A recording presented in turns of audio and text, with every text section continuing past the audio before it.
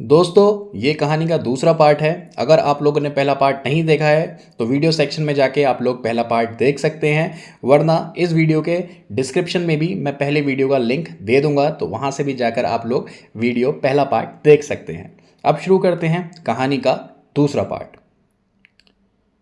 रात का समय है। रवि बहुत ही खुश होते हुए बड़े बड़े दो बैग लेकर घर में घुसता है।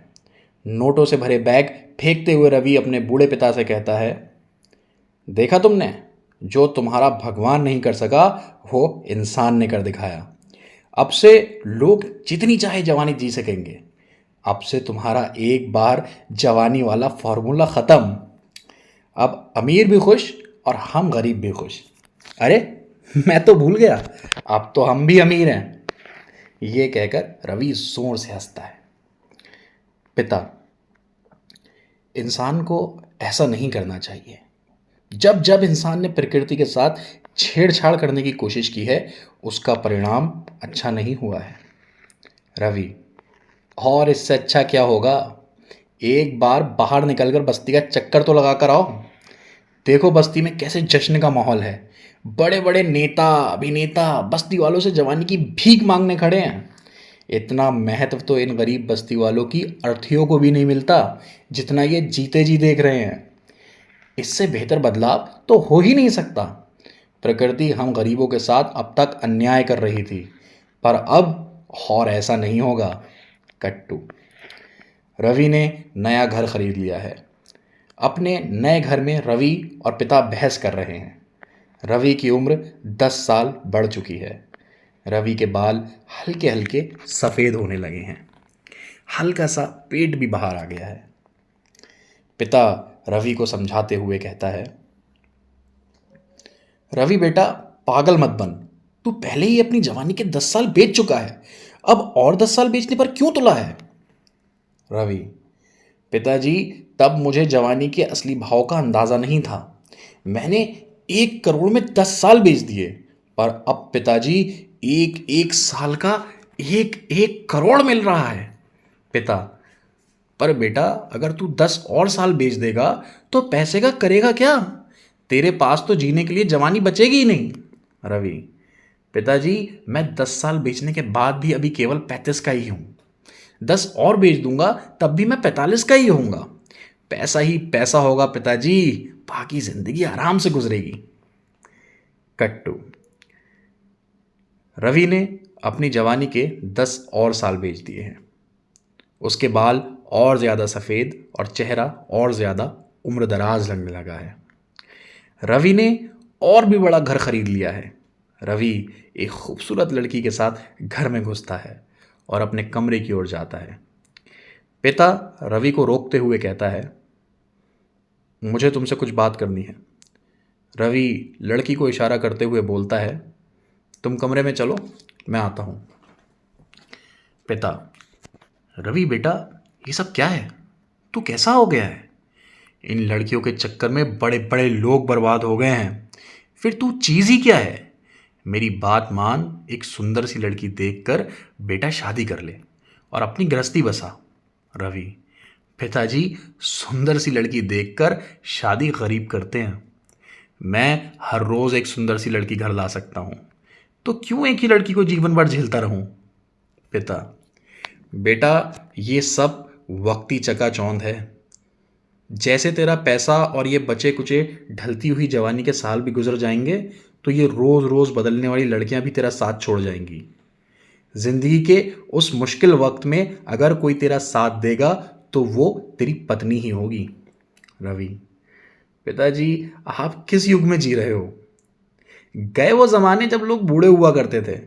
मेरा उठना बैठना अब बड़े बड़े लोगों के साथ रहता है। मेरे एक अमीर दोस्त ने मुझे अमीर बनने का राज बताया है। शेयर बाज़ार का नाम सुना है? मैं उसमें पैसे लगाऊंगा और जल्द ही मेरा पैसा 10 गुना 100 गुना हो जाएगा। फिर मैं बेचे हुए जवानी के साल वापस खरीद लूँगा और तब मेरे पास पैसा और जवानी दोनों होंगे। पिता, पर शेयर बाज़ार में लगाने के लिए तेरे पास पैसे हैं कब? तूने सारे पैसे तो ये इतना बड़ा घर और ये बड़ी बड़ी गाड़ी गाड़ी खरीदने में खर्च कर दिए। रवि, मैं अपनी जवानी के 10 और साल बेचूंगा। पिता, पागल हो गया है क्या तू? और 10 साल बेचेगा तो ये याद रखना, तू अपनी जवानी नहीं बल्कि अपनी जिंदगी बेच रहा है। रवि, अरे पिताजी, आप घबराते बहुत जल्दी हो। मैंने बताया ना, मैं पैसे शेयर बाजार में लगाऊंगा और 10 गुना करके जवानी वापस खरीद लूंगा। चलो, अब काफ़ी रात हो गई है, जाकर सो जाओ।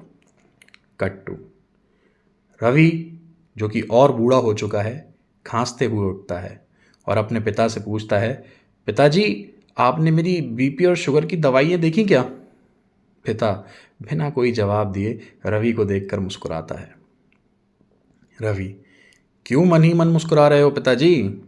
पिताजी, बस सोच रहा हूँ कि कल तक शुगर और बीपी को अमीरों की बीमारी कहने वाला आज कैसे खुद शुगर और बीपी की दवाइयाँ ढूंढ रहा है। रवि, हाँ तो सही है ना पिताजी, मैं सही तो कहता था। अब हम अमीर हो गए हैं, इसलिए तोहफे में ये भी मिली हैं। पिता, क्या तुझे इस बात का एहसास है कि अब तू मुझसे उम्र में 2 साल बड़ा हो चुका है? रवि कहता है, मुझे सब एहसास है और अपने बेटे से छोटा होने की खुशी आपके पास ज़्यादा दिन नहीं रहेगी। मैंने बाजार में पैसा लगा दिया है, अब जैसे ही पैसा बढ़ जाएगा मैं वापस अपने जवानी के बेचे हुए सारे साल खरीद लूँगा। इतने में पिता को खून की उल्टी होती है, जिसे देखकर रवि घबरा जाता है। कट टू पिता हॉस्पिटल में बेड पर लेटे हैं। रवि बगल में खड़ा है। पिता की आंख खुलती है। रवि मुस्कुराते हुए कहता है, आप तो कहते थे कि ये कैंसर वैंसर गरीबों को नहीं होता, भगवान अमीरों को ही ये बीमारियां देता है। पिता मुस्कुराते हुए जवाब देता है, तू अकेला ही तू अकेला ही अमीर थोड़े हुआ है। तेरी दौलत का लाभ उठा रहा हूँ तो बीमारियों का बोझ भी झेलना ही पड़ेगा। कट टू रवि डॉक्टर से बात कर रहा है। डॉक्टर, देखिए, आपके पिता के पास काफ़ी कम समय बचा है। हम कीमो कर सकते हैं, पर आपके पिता की हेल्थ कीमो झेलने लायक है नहीं। अगर आप कहीं से थोड़े से जवानी के साल ले आएँ तो आपके पिता की बॉडी कीमो झेलने लायक हो जाएगी। कट टू रवि अपने दोस्त से फ़ोन पर बात कर रहा है। मैंने कहा ना, सारे शेयर बेच दे, मुझे पैसे की सख्त ज़रूरत है। पर इतने से दिन में पैसा आधा कैसे हो सकता है? तू तो कह रहा था पैसा 10 गुना हो जाएगा और अब तू कह रहा है कि पैसा आधा रह गया है। कोई बात नहीं, जितना बचा है वो पैसा मुझे चाहिए, जल्द से जल्द। कट टू रवि पैसों का बैग लेकर उसी बुड्ढे के घर जाता है जिसको रवि ने अपनी जवानी बेची थी। बुड्ढा अब जवान हो चुका है। रवि, ये लो लाला, 5 करोड़ हैं। तुमने मुझे 10 साल के लिए 10 करोड़ दिए थे, मैं 5 करोड़ लाया हूँ, गिन लो और मुझे मेरी जवानी के 5 साल वापस कर दो। लाला, चल बे, दिमाग खराब हो गया है तेरा? 50 करोड़ लेकर आएगा तब भी मैं तुझे 1 साल भी नहीं दूंगा। रवि, मैंने तुझे 21 करोड़ में अपनी जवानी के 30 साल बेच दिए और तू कह रहा है कि 50 करोड़ में 1 साल नहीं देगा? लाला, तू बेवकूफ़ है, मैं नहीं। अंदर से किसी लड़की की आवाज़ आती है, जल्दी आओ डार्लिंग। लाला, हाँ हाँ बस अभी आया बेबी। रवि हताश और निराश होकर वहीं खड़ा रहता है और लाला रवि के मुंह पर ही दरवाज़ा बंद कर देता है। कट टू रवि काफ़ी उदास हुए अपने पिता के बेड के पास बैठा है। पिता बेहोशी की हालत में है। डॉक्टर आता है और रवि को बोलता है, जल्दी ही अगर जवानी का इंतज़ाम नहीं किया तो आपके पिता को बचाना मुश्किल हो जाएगा। रवि एक एक करके अपने सब अमीर दोस्तों को फ़ोन कर लेता है, पर कोई भी रवि की मदद करने को तैयार नहीं होता। कट टू रवि अपने पिता की चिता को आग दे रहा है। कई लोग रवि को सहानुभूति देते हैं। कट टू रवि अपने घर में सोफे पर बैठा टीवी देख रहा है। टीवी में समाचार में एंकर बोलती है, इस वक्त की सबसे बड़ी खबर सामने आ रही है, जवानी फिर से हासिल करने के चक्कर में दुनिया की इकोनॉमी की जो धज्जियां उड़ी हैं वो किसी से छुपा नहीं है। दुनिया से मजदूर गायब ही हो गए हैं। हर कोई जवानी बेचकर रईस हो चुका है। बाजार में इतना ज्यादा पैसा आ चुका है कि रुपया या डॉलर या फिर पाउंड सब लगातार गिरते ही जा रहे हैं। जब से ये नई टेक्नोलॉजी आई, मृत्यु दर बहुत कम हो गई है और क्योंकि सब फिर से जवान हो गए हैं, इसलिए बच्चे और ज़्यादा पैदा होने लगे हैं।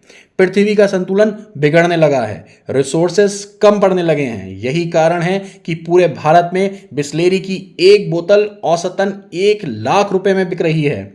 यही सब देखते हुए पूरे विश्व की सरकारों ने मिलकर एक बहुत बड़ा फैसला लिया है। अगले 20 साल तक पूरी दुनिया में बच्चे पैदा करना बैन हो चुका है। अगर आपको लगता है कि ये कठोर डिसीजन है तो आप गलत हैं, क्योंकि कठोर निर्णय तो ये है कि पूरे विश्व के प्रत्येक परिवार के किसी एक सदस्य को जीवन त्याग करना होगा, तभी जाकर पृथ्वी पर फिर से संतुलन बन पाएगा।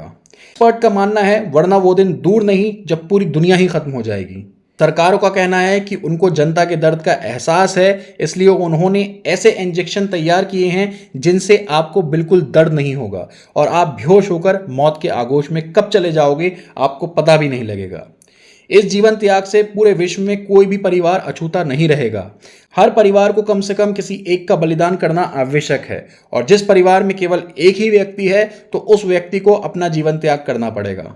हालांकि सारे विश्व की सरकारों ने मिलकर यह भी तय किया है कि दुनिया के सभी पॉलिटिशियन इस जीवन त्याग योजना में भाग नहीं लेंगे। Cut to. दोस्तों, जल्द ही कहानी का तीसरा और लास्ट पार्ट आएगा जो कि बहुत ही इंटरेस्टिंग होने वाला है। आप लोगों को अगर कहानी पसंद आ रही हो तो वीडियो को लाइक करना ना भूलें। Thank you.